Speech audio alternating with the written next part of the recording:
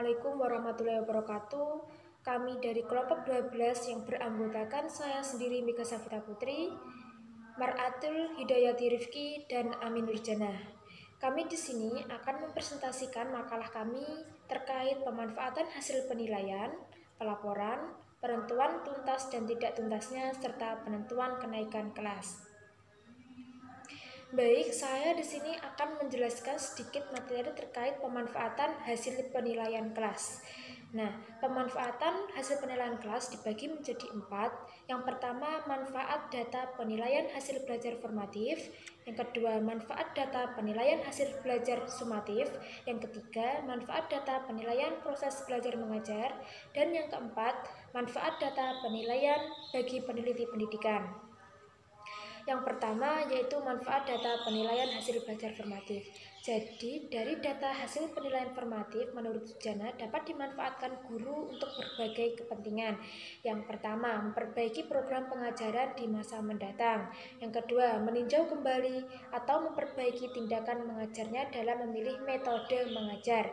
Kemudian mengulang kembali bahan pengajaran yang belum dikuasai peserta didik. Yang keempat, melakukan diagnosis kesulitan belajar para peserta didik.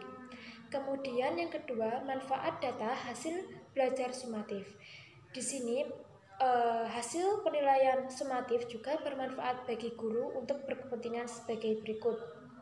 Pertama, membuat laporan kemajuan belajar peserta didik setelah mempertimbangkan nilai tes formatif dan kemajuan belajar lainnya. Yang kedua, menata kembali seluruh pokok bahasan dan subpokok bahasan setelah melihat hasil tes sumatif tersebut, terutama dalam kelompok materi yang belum dikuasainya. Kemudian melakukan perbaikan dan penyempurnaan alat penilaian tes sumatif yang telah digunakan berdasarkan hasil-hasil yang telah dicapai siswa. Kemudian merancang program belajar bagi siswa pada semester atau caturwulan berikutnya. Yang ketiga, manfaat data hasil penilaian proses belajar mengajar. Jadi bagi guru, hasil penilaian ini dapat mengetahui kemampuan dirinya sebagai pengajar baik kekurangan maupun kelebihannya. Sedangkan bagi para kepala sekolah di sini dapat memikirkan upaya-upaya pembinaan dan siswa berdasarkan pendapat, saran, maupun aspirasi dari berbagai pihak seperti guru untuk melengkapi sarana belajar, meningkatkan kemampuan profesional, tenaga pendidik, pelayanan sekolah, perpustakaan sekolah, dan lain sebagainya. Dan untuk para siswa, data hasil penilaian mengenai cara belajar, kesulitan belajar, dan hubungan sosial dapat dijadikan bahan untuk meningkatkan upaya dan motivasi belajar. Selanjutnya, manfaat data hasil penilaian bagi penelitian pendidikan. Nah, dari data hasil penilaian, baik penilaian proses maupun penilaian hasil belajar dapat dimanfaatkan oleh pihak lain, biasanya pada lembaga peneliti atau perguruan tinggi sebagai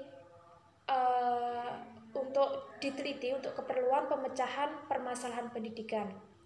Nah, oleh karena itu, guru dan kepala sekolah hendaknya mendokumentasikan data hasil penilaian secara teratur, sistematis, dan berkelanjutan sehingga pada saat data itu dibutuhkan dapat disampaikan kepada peneliti tersebut untuk diagnosis dan dianalisis sesuai dengan kebutuhan penelitian. Dengan demikian, berdasarkan pemanfaatan dari keempat tersebut, tes dari hasil penilaian formatif, sumatif, proses belajar mengajar, dan bagi peneliti pendidikan itu didokumentasikan secara teratur agar siap digunakan untuk berbagai kepentingan ketika diperlukan. Kemudian materi yang kedua, pelaporan hasil penilaian. Yang pertama, laporan sebagai akuntabilitas publik. Jadi dalam manajemen berbasis sekolah, peran masyarakat itu juga sangat diperlukan. Jadi elemen penting dalam manajemen berbasis sekolah itu adalah partisipasi rakyat, transparansi dana, akuntabilitas publik. Jadi atas dasar itu, laporan kemajuan hasil belajar siswa dibuat sebagai pertanggungjawaban lembaga sekolah kepada orang tua, wali murid, komite sekolah, masyarakat, dan instansi terkait lainnya. Kemudian yang kedua, bentuk laporannya. Jadi laporan kemajuan belajar dapat disajikan dengan data kuantitatif, biasanya kan dalam angka skor, tetapi juga harus memperhatikan datanya, harus bersifat komunikatif agar tidak membingungkan bagi peserta didik maupun orang tua atau wali murid.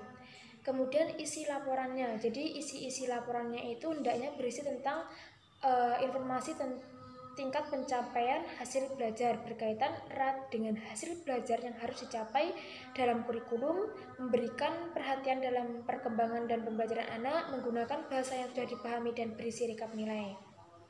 Dalam hal standar pengolahan dan pelaporan hasil penilaian BNSP ditetapkan beberapa kriteria yang meliputi yang pertama pemberian skor untuk setiap komponen yang dinilai sebagai bentuk kemajuan hasil belajar peserta didik.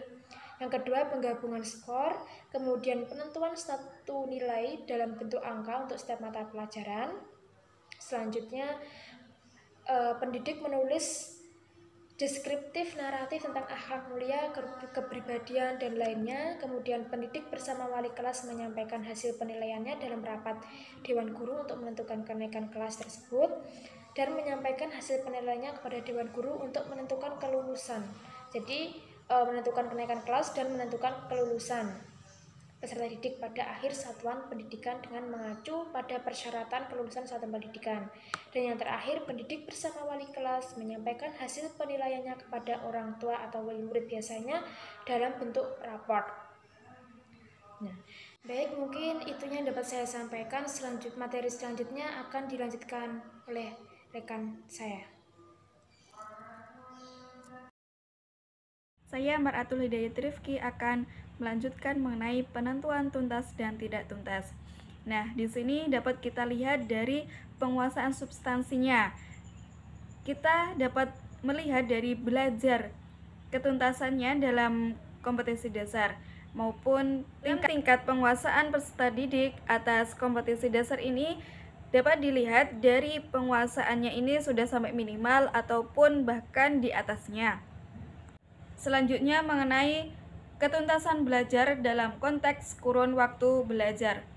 Nah, di sini dilihat dari ketuntasan peserta didik dalam setiap semesternya ataupun dalam 1 tahun pengajaran yang telah berlangsung. Yang terakhir yaitu pemberian penilaian ketuntasan dalam kompetensi sikap. Kompetensi sikap ini dalam ketuntasannya dapat diberikan dalam bentuk predikat, yaitu sangat baik, baik, cukup, maupun kurang. Nah, mungkin hanya ini yang dapat saya sampaikan, kurang lebihnya mohon maaf. Bismillahirrahmanirrahim. Materi selanjutnya adalah penentuan kenaikan kelas. Peserta didik dinyatakan tidak naik kelas apabila 1. Memperoleh nilai kurang dari kategori baik pada kelompok mata pelajaran agama dan akhlak mulia. Yang kedua, tidak menuntaskan standar kompetensi dan kompetensi dasar lebih dari 3 mata pelajaran sampai akhir tahun ajaran. Yang ketiga yaitu terdapat alasan yang kuat, misalnya karena gangguan fisik, emosi, atau mental, sehingga sulit dibantu untuk mencapai kompetensi yang ditargetkan.